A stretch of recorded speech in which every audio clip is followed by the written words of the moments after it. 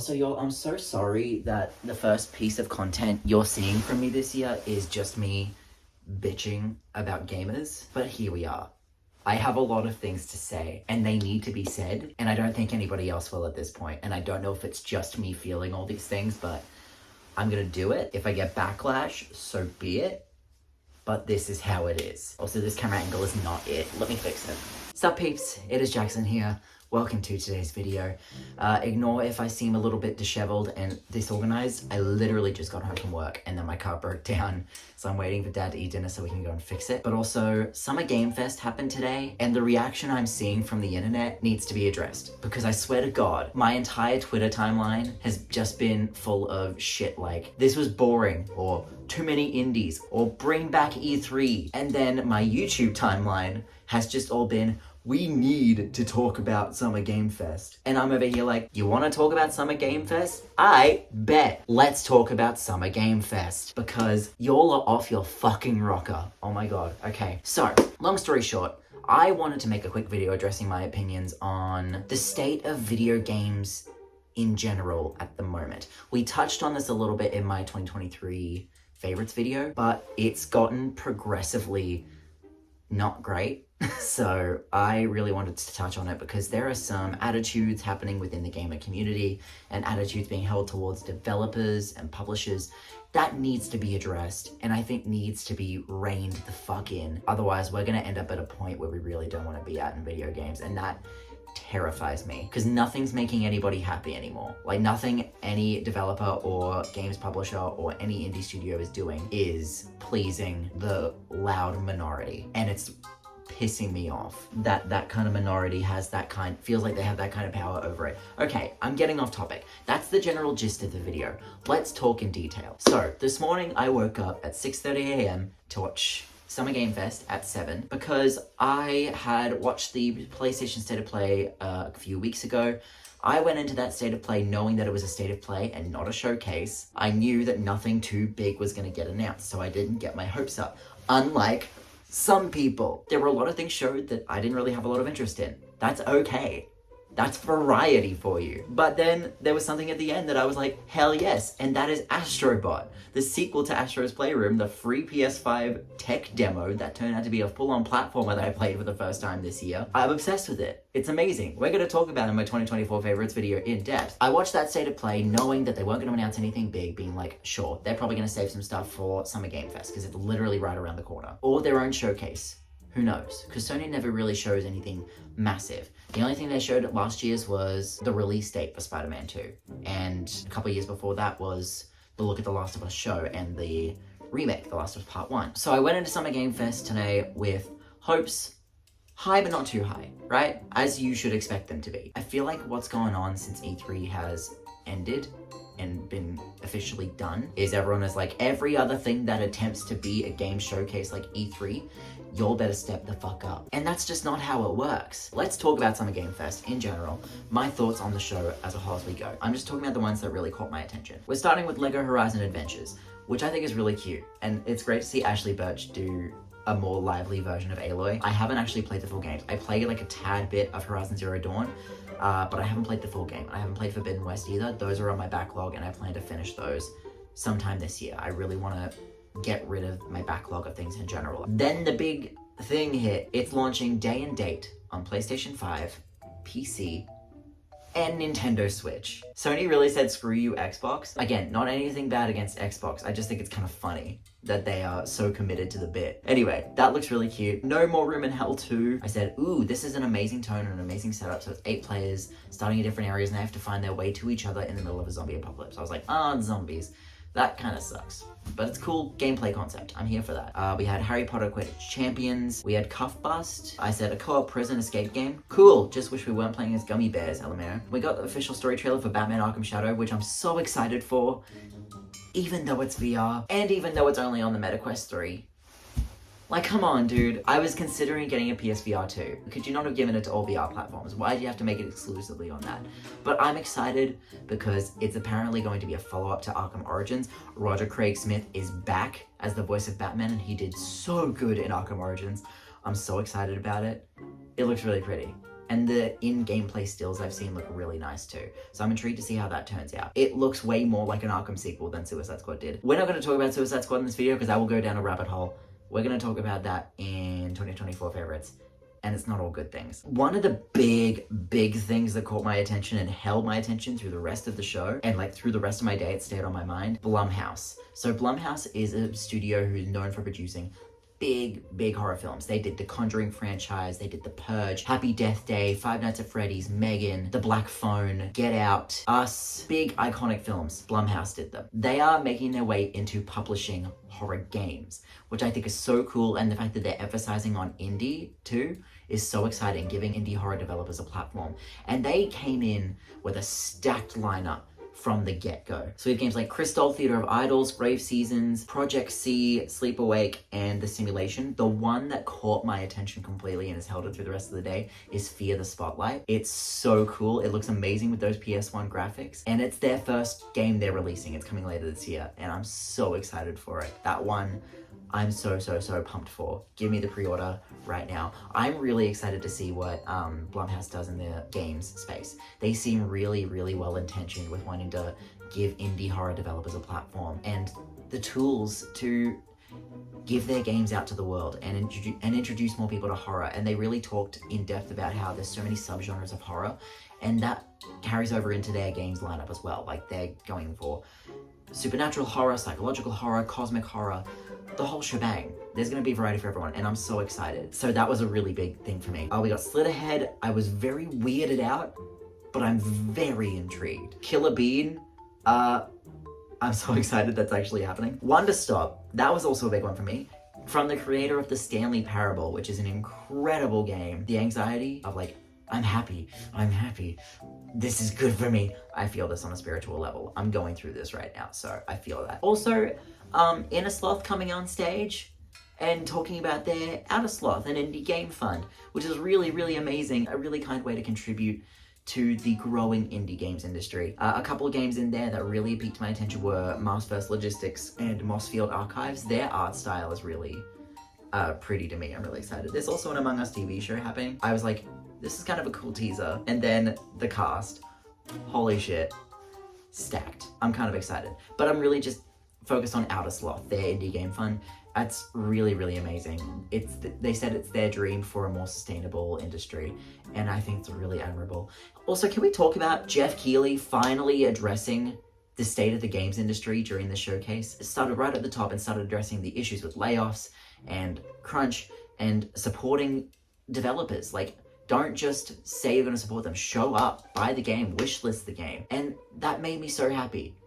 Where was this energy at the Game Awards last year? I mean, better late than never, but like, Jeff, come on. I'm happy it happened at least. Alan Wake 2. I still haven't played it yet, but we're getting DLC. Night Springs looks so interesting. The logo and the whole vibe gives me Twilight Zone vibes, and it's dropping tomorrow. I'm so here for developers just shadow dropping DLC. It's so sick. I love the vibe for this. I was like, okay, I'm hyped. I gotta move these two up my backlog list. So I currently have Alan Wake Remastered downloaded, and I'm gonna play it ASAP. I was in the middle of playing Watch Dogs, and I don't think I can finish it. I'll be real. Even on PS5, it's running at 24 frames per second, and every mission is the fucking same. And Aiden Pierce is the most one-note lead character I've ever seen. It's not great. And they ended with Phantom Blade 0, which means no Spider-Man 2 DLC for me, but you know what? That is okay. It's okay. I'm not always gonna get what I want in these showcases. You're not always going to get what you want in these showcases. And that is okay. I really need to stress that. That's the main message of this video, is you're not always going to get what you want. Fucking grow up and deal with it. Anyway, then I stayed to watch the Day of the Devs showcase, which is the indie showcase straight after, because I really wanted to see the trailer for Fear the Spotlight, because that was coming up in that. There were a couple games in here that I thought really intrigued me. Karma the Dark World looks very cool. Fear the Spotlight, like I said, I'm so here for it. Let's fucking go. Screenbound looks really cool because you're like holding a 2D thing, but you're moving in a 3D space. It's trying to navigate the two as a puzzle. I'm so here for that. And Zoocosis looks very interesting. Terrifying, but interesting. So those were my sort of general thoughts on the Summit Games Fest showcase and the things I'm excited for and I thought looked interesting. So there's a couple of main points I want to talk about here. The main thing I want to talk about here is an issue that I started to bring up last year and something I'm seeing drastically increase this year, and that is entitlement amongst gamers. For the past couple of years now, as this new generation has come in and really gotten into its own and found its feet, there's a lot of entitlement of like, give us this sequel, give us this franchise, remake this game. Not this game, remake this game. It's just a general sentiment of entitlement, but it's especially during these showcases that I'm seeing an issue. Like I said at the top of this video, my Twitter timeline and YouTube timeline is cursed with negativity right now. It's all it has been with gaming all year long so far, and I'm low-key fucking sick and tired of it. Video games are an art form that we are incredibly grateful to have at the fidelity that we have them today. You'll do not realize how lucky we are to have these consoles, these machines run these games at such a high fidelity and make them look and sound and play incredibly. How insane is that? Like I said last year, every single year the Game Awards happens, it reminds me how much gamers take video games and game developers for granted, and nothing was more showcasing that than this showcase. If that makes any sense. I'm pretty sure it does. But I just keep seeing things like, bring back E3. Guys, E3 is dead and gone. She's dead and buried. She ain't coming back. Let me bring up my Twitter timeline, because I tweeted about this today. Also, yes, I'm still calling it Twitter, because I am never giving Elon Musk the satisfaction of calling it that, because he can fucking suck my dick. Anyway, so I'm cursing a lot today. I have a lot of pent-up energy. Work was shit. And then all of this negativity on my timeline. So Jeff Keighley tweeted asking feedback on what they liked, what they didn't. And I like that he's asking for feedback. That's a really good sign that he wants to improve things. But some of this feedback is just not okay. At Canadian Czar, who I agree with wholeheartedly here, said, I think people just expected more AAA titles from major developers. Some people just don't like indie games, which sucks. Thank you. And the ads in the middle of the broadcast suck too. Like, one of the last ads was like 2 to 3 minutes long. Wasn't needed. I agree. I feel like developers should be able to announce their games over Jeff if possible, if they're there, like the Game Awards, etc. And someone said, there are enough indie showcases. We don't need one of the main shows to show off more indie games than AAA games. If people want to watch indie games, watch one of the bazillion other indie showcases they have. Which I feel like is a really bad sentiment to have. Because if you don't give a shit about indie games, you're never going to find anything new that you like. It was only through watching Summer Game Fest that I saw some of the indie games that I wouldn't have found otherwise. It's why I stayed to watch Day of the Devs afterwards, because I was like, think of how many other indie games out there that I could love, that could be right up my alley, that I don't even know exist. Because none of the main big showcases showcase them. I think Summer Game Fest did an amazing job platforming these games and these teams. And that's what I said to them. It's about giving indie developers a platform to try to even have a tiny bit of the success that AAA developers do. Like, the more indie games they show, the more chances there are for you to find something that you might enjoy. And like, in a world where Xbox and PlayStation and Nintendo and Ubisoft and Bethesda are all doing their own showcases now, what do you expect from Summer Game Fest? They get what they get, and they give it to you. You get something out of this. Just because you didn't like what they showed in this Summer Game Fest does not mean it was bad. There is a big difference here, because there were people out there, like myself, who found things in there that they enjoyed. Does that make it the best showcase in the world? No, of course not. That's my point. Opinion is opinion. It is subjective. It is not fact. And people are really letting opinions take hold of themselves very recently in the gaming sphere, and it's really pissing me off. Let me go to my tweets here, because I had some things to say. Apparently I have 13 replies on this tweet, but none of them are showing up for me, because it says I have 13 things here, but I'm not seeing any comments, so I don't know what's going on. Or do I just not have premium so I can't see these comments? Fucking thanks, Elon. Okay, so I tweeted this. I said it at last year's Game Awards, and I'll say it again. Gamers are getting more and more entitled every single year. You'll take games and devs for granted. You're not always gonna get what you want. I didn't get my Spider-Man 2 DLC, but I ain't crying about it. Which is true. I didn't get to see the things I wanted this year. I was hoping I would see some gameplay for Wolverine. I was hoping, of course, to hear news about Spider-Man 2 DLC, possibly. No, I didn't get that. And that is okay. It is okay. You can relax. It is just a game showcase. Someone said, I hate to say it, but this was just boring. It could have been 30 minutes at most. Really starting to miss E3 the more I see events like this. Someone said, be happy someone's putting on a show for us, bruh. And that's what I said.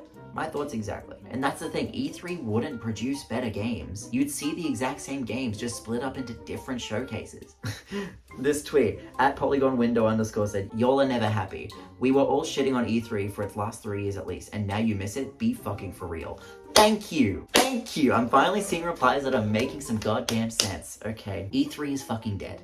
It is dead. Get over it and move on. Y'all didn't support E3. That's the thing. No one wanted to go to E3, so they shut it down. And now that it's shut down, everyone wants it back because nothing else is giving them the satisfaction. It's, oh my god. Someone said too many service games. This year's event was not good whatsoever. E3 needs to come back so everyone joins. At Jesse_round2 said it best.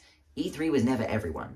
It was the big five. It was Sony, Xbox, Nintendo, EA, Ubisoft. And people hated Ubisoft and EA's shows.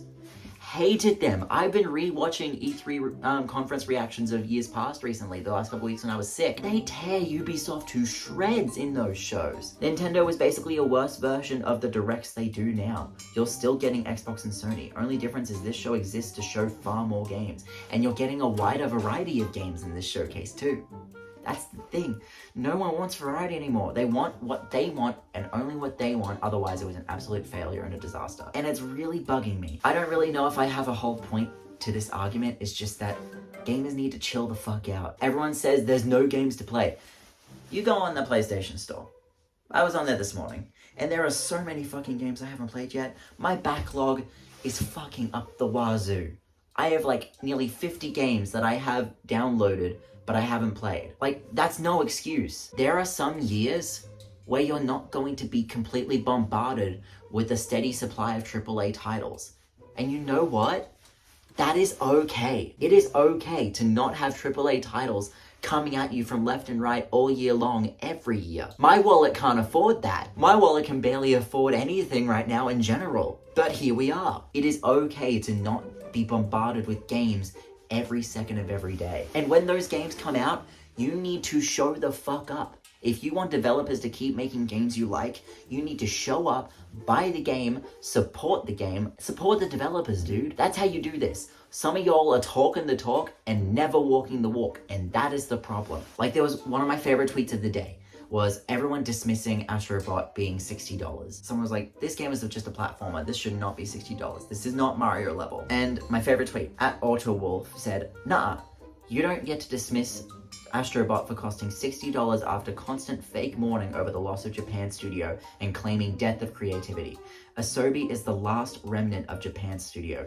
Put your money where your mouth is. And I could not agree more. Moral of the story is, support game developers. If you want them to keep making games you enjoy, fucking show up. Don't talk the talk, walk the walk. And chill the fuck out, gamers. You're not getting a massive amount of AAA releases this year. Everything will be okay. Calm down. Not every showcase is gonna be massive and show a million different things. I think the showcases we had from 2020 onwards have put people's expectations in the wrong direction. And that's not Sony or Xbox's or Nintendo's fault. Because they had stuff to show because they were launching a console. They had to have stuff to launch that console if they were going to sell it. But now I think every showcase we go to, or even a half-hour state of play, everyone expects something massive. And it's just not going to be the case. It's just not realistic. You're going to be burning out these developers more than some of these publishers do. And that ain't okay. It isn't okay to put that kind of pressure on developers because you feel entitled that they should make the games you want more often. That's not fair on them. We are all human. Relax. Take your foot off the gas a little bit. We will get more big games. I promise. I know we will. It will happen. Just not yet. And that is okay. Relax, work through your backlog like me, and enjoy some of the games that are out existing in the world right now. Try and watch some of the indie showcases. Maybe you will find something that is right up your alley that you wouldn't have found otherwise. Lord knows I'm going to be playing Fear the Spotlight the second it comes out, because you know what? That shit is right up my alley. I'm so excited. Anyway, I need to go and fix my car, and then I need to edit this video, and then I need to edit my other videos. Before I go out, I will give you guys an update on videos this year. I'm still editing the Bunny Mountains vlog from last year, even though we've already done a Bunny Mountains trip this year. I didn't film it, but anyway. And I'm also editing the USA trip vlog still. It is massive. I'm doing it in multiple parts at the moment. I'm on the second part at the moment, and each one is ending up at around 50 minutes to an hour. So be prepared for some longer videos later in the year, but they will be coming before the year is out, I promise, because I'm so excited about them. I'm having so much fun editing them, and looking back, I miss America so much. But yes, thank you for listening to me rant about video games again. They updated Astro's Playroom, so I'm gonna go play that and get the rest of my trophies because I need to platinum it again. That is all. I love you guys. If you liked it, give it a big thumbs up. Don't forget to subscribe. If you have any other games that were shown today that you're excited for, let me know down in the comments. And if you're going to comment, let's be civil about it, yeah? If you disagree with anything I have to say, be civil. Let's have a conversation. Let's debate. Yeah. Anyway, that's all. As always, stay fabulous. I will see you guys when I see you next. Love you all. Hope you're having an amazing year. Bye. Astrobot. I am Astrobot.